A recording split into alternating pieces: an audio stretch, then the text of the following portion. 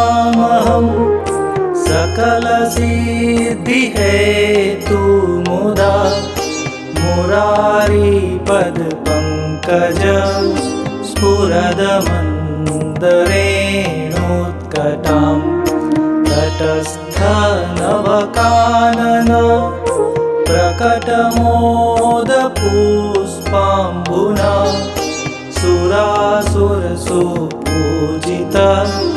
स्मरपितुः श्रियं बिभ्रतिं कलिन्दगिरिमस्तके पतदमन्दपूरोज्ज्वला विलासगमनोल्लस प्रकटगण्डशैलोन्नता सघोषगतिदन्तुरा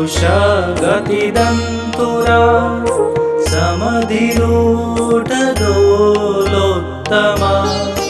मुकुन्दरतिवर्धिनी जयति पद्मबन्धुसुता भुवं भुवनपावनी मदिगतामनेकस्वने प्रियाभिरिव सेविता सुखमयूरहंसादिभिः तरङ्गभुजकङ्कण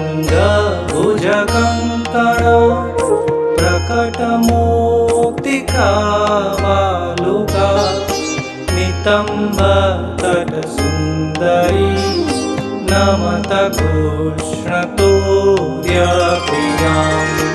अनन्तगुणभूषिते शिवविरञ्चिते वस्तुते घनाघननीले सदा ध्रुवपराशराभीष्टदे विशुद्धमथुरातटे सकलगोपगोपीवृते कृपाजलधि संश्रिते मम मनः सुखं भावय यया चरणपद्मजा मुररिपो प्रियं भावुका समागमनतो भवत् सकलसिद्धिदा सेवतां तया सदृश्यतामियात् कमलजा सपत्नी वयत् हरिप्रियकलिन्दय मनसि मे सदा स्थीयताम् नमोऽस्तु यमुने सदा तव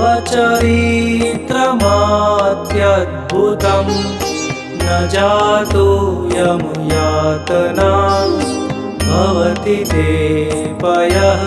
पानतः यमोऽपि भगिनीसुतां कथमुहन्ति दुष्टानपि प्रियो भवति सेवना तव हरेर्यथा गोपिका ममास्तु तव सन्निधौ तनुनवत्वमेतावता न दुर्लभतमारति मुररिपो मुकुन्द प्रिये अतोऽस्तु तव लालना सुरधुनी परं सङ्गमा तवेव भुवि कीर्तिता न तु कदापि पुष्टिस्थिते स्तुतिं तव करोति कः कमलजा सपत्नी प्रिये हरेर्यदनुसेवया भवति सौख्यमामोक्षता इयं तव कथाधिका सकलगोपिका सङ्गम स्मराश्रमजलाणुभिः सकलगात्रजे सङ्गम तवाष्टकमिदं मुदा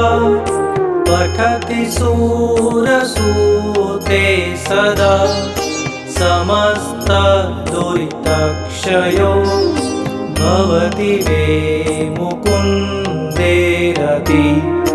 दया सकलसिद्धयो मुररिपुश्च सन्तोप्यति स्वभावविजयो भवेत् वदति वल्लभः श्रीहरे।